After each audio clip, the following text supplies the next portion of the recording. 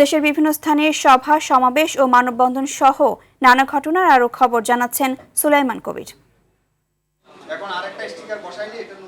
চট্টগ্রামের নাসিরাবাদে অস্বাস্থ্যকর পরিবেশে মিষ্টি তৈরি ও বিক্রির অভিযোগে মধুবন ফুড ইন্ডাস্ট্রিকে ২.৫ লাখ টাকা জরিমানা করেছে ভোক্তা অধিকার সংরক্ষণ অধিদপ্তর। চুয়াডাঙ্গায় অস্বাস্থ্যকর পরিবেশে আইসক্রিম তৈরি ও অনুমোদনহীন রং ফ্লেভার ব্যবহারের অভিযোগে একটি কারখানাকে ৫০,০০০ টাকা জরিমানা করেছে ভোক্তা অধিকার সংরক্ষণ অধিদপ্তর। এ সময় ফ্যাক্টরিতে মজুদ রাখা কয়েক লাখ টাকার আইসক্রিম জব্দ করা হয়।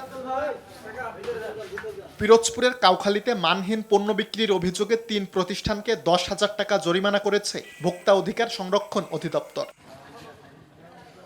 চাঁদপুর কুমিল্লা আঞ্চলিক সড়কের দুই পাশের অবৈধ স্থাপনা উচ্ছেদ অভিযান শুরু করেছে সড়ক বিভাগ। পর্যায়ক্রমে জেলা সদর থেকে কুমিল্লার লালমাই পর্যন্ত প্রায় ২৭০টি স্থাপনা উচ্ছেদ করা হবে বলে জানিয়েছে প্রশাসন। মাদারীপুরে শিবচরে পরিচ্ছন্নতা অভিযান চালিয়েছে উপজেলা বিএনপি ও শ্রমিক দলের নেতাকর্মীরা। সকাল থেকে উপজেলার পাঁচচোট স্টান এলাকার সড়কে এ অভিযান পরিচালিত হয়। যশোর সদরের হৈবতপুর ইউনিয়নে সিরিজ খাল পুনর্খনন প্রকল্পের উদ্বোধন করেছেন বিদ্যুৎ, জ্বালানি ও খনিজ সম্পদ প্রতিমন্ত্রী অনিন্দ্য ইসলাম অমিত। মেহেরপুরের গাংনীতে একটি বোমা সদৃশ বস্তু ও রহস্যজনক চিরকুট উদ্ধার করেছে পুলিশ। সকালে উপজেলার চরগোয়াল গ্রামের মাথাভাঙ্গা নদীর ঘাট এলাকা থেকে পলিথিনে মোড়া অবস্থায় তা উদ্ধার করা হয়। বর্ধিত সেশন চার্জ বাতিলের দাবিতে বিক্ষোভ সমাবেশ ও মিছিল করেছে বরিশাল বিএম কলেজের শিক্ষার্থীরা। চট্টগ্রাম নগরীর মুরাদপুরে হজ পালনকারীদের নিয়ে এক প্রশিক্ষণ কর্মশালা অনুষ্ঠিত হয়েছে। সকালে নগরীর সুগন্ধা ব্যানকুইট হলে এ শিক্ষণ কর্মশালা ও প্রীতি সম্মেলন অনুষ্ঠিত হয়। ফরিদপুর সদরে জমি নিয়ে বিরোধের জেরে এক ব্যক্তির শতাধিক কলা ও আম গাছ কেটে ফেলার অভিযোগ উঠেছে স্থানীয় প্রভাবশালী সবুজ ও সোহান বিশ্বাস গংয়ের বিরুদ্ধে।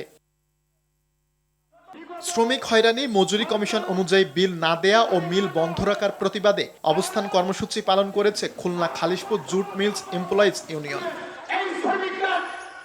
মুন্সিগঞ্জের শ্রীনগরে ধানের জমিতে সেচ দেওয়ার জন্য ব্যবহৃত ৩টি বৈদ্যুতিক ট্রান্সফরমার চুরির ঘটনা ঘটেছে। এতে চরম বিপাকে পড়েছেন কৃষক ও সেচ পাম্প মালিকরা। চট্টগ্রামের উত্তর সাতকানিয়ায় লিবারেল ডেমোক্রেটিক পার্টি এলডিপির বিপুল সংখ্যক নেতাকর্মী আনুষ্ঠানিকভাবে বিএনপিতে যোগদান করেছেন। এ সময় দলটির কর্মসূচি বাস্তবায়নে সক্রিয় ভূমিকা রাখার কথা জানান তারা।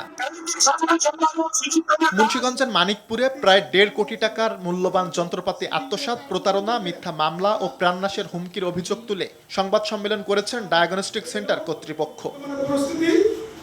সুলাইমান কবির, RTV।